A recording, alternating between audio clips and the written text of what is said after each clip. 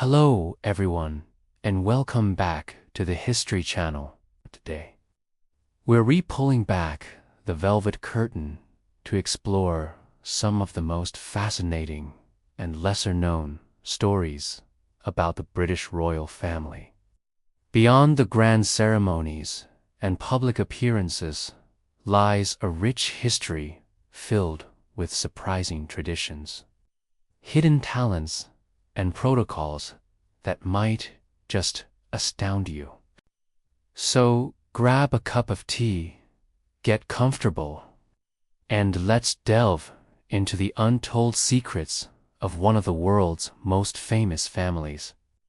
First up, let's talk about something we see all the time but might not understand: the royal wave.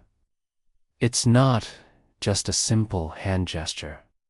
The late Queen Elizabeth II perfected a very specific, energy-conserving wave. It's more of a subtle twist of the wrist, with the hand slightly cupped. This technique, often called the sovereign's wave, allowed her to greet thousands of people for hours on end without tiring her arm. It's a small detail, but it speaks volumes about the thought and endurance required for a lifetime of public duty. It's a skill passed down and practiced by other senior royals as well. Now, have you ever wondered what's inside the Queen's iconic Launer handbag? While many speculated it held everyday items, its primary function was communication. The Queen used her handbag to send subtle signals to her staff.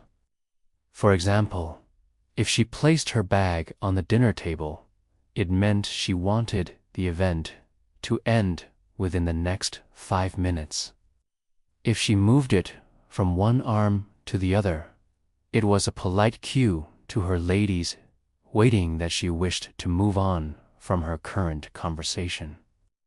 It was a brilliantly discreet system, allowing her to manage social situations with grace and without causing any awkwardness.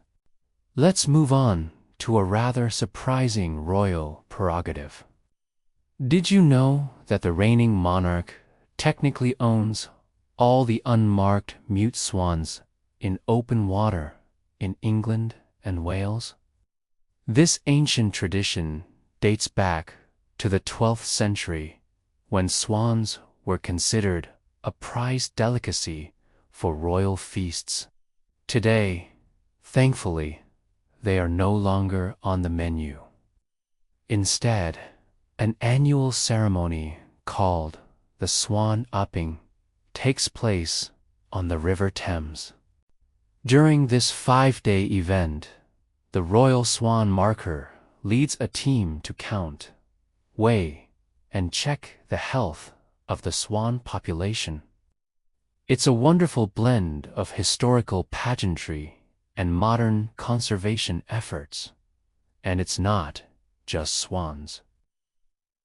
The monarch also has a claim over all the sturgeons, porpoises, whales, and dolphins in the waters around the UK. These are recognized as fishes. Royal, when one is caught within 3 miles of the UK coastline, it is supposed to be offered to the Crown. This law dates back to a statute from the year 1324.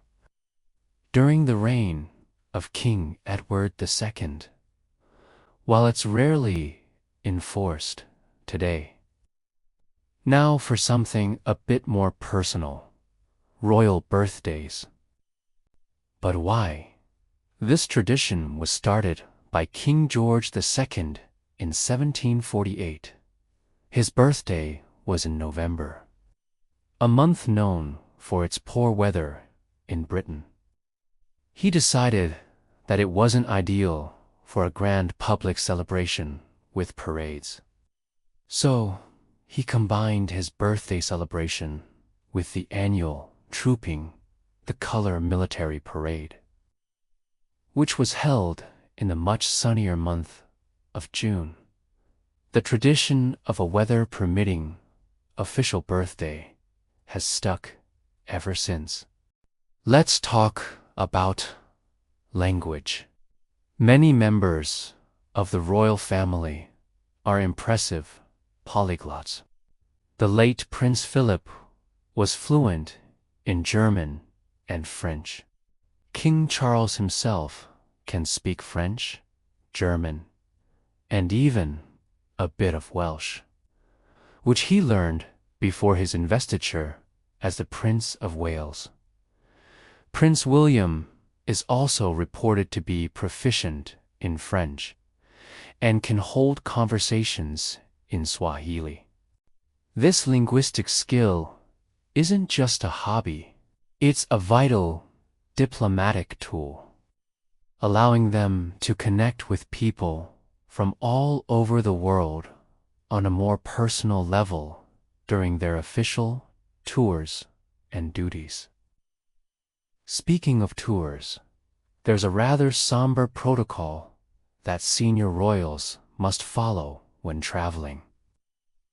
Whenever King Charles and Prince William travel abroad, even on the same trip, they must travel on separate planes. This is a precautionary measure to protect the direct line of succession. In the event of a tragic accident, this ensures that the heir to the throne would survive. Furthermore, it's a rule that royals must always pack a black mourning outfit when traveling. This is to ensure that if a family member passes away while they are abroad, they can return to the UK appropriately dressed for the sad occasion. This rule was strictly implemented after Queen Elizabeth's father, King George VI, passed away while she was in Kenya in 1952. She had to wait on the plane upon her return until a suitable black dress could be brought to her. Here's a secret talent you might not know about. The late Queen Elizabeth II was a skilled mechanic. During World War II, as Princess Elizabeth, she joined the Auxiliary Territorial Service. There, she trained as a driver and a mechanic, learning how to change tires and rebuild engines. She was incredibly proud of her service and her practical skills. It's a side of her that many people never saw, but it showed her down-earth, can-do attitude, which she carried with her throughout her reign. And what about fashion? Royal fashion is more than just looking good. It's a powerful form of sartorial diplomacy. The colors, designers, and even specific motifs worn by royals on tour are often carefully chosen to pay homage to the host's country. For instance, Kate, the Princess of Wales, might wear a dress by a Canadian designer while visiting Canada, or wear an outfit featuring a maple leaf brooch. This thoughtful approach to dressing is a nonverbal way of showing respect and building goodwill. And every detail is meticulously planned. Finally, let's touch on a sweet secret: the royal beekeeper. Buckingham Palace is home to 4 beehives that produce honey for the royal kitchens. When the Queen passed away, the official royal beekeeper had to perform a rather charming, ancient tradition. He visited the hives tied black ribbons around them, and quietly informed the bees that their master had changed. He told them that the new master, King Charles, would be good to them, so they shouldn't leave. This tradition stems from an old superstition that bees must be kept informed of major life events in the household, or they might stop producing honey or abandon the hive.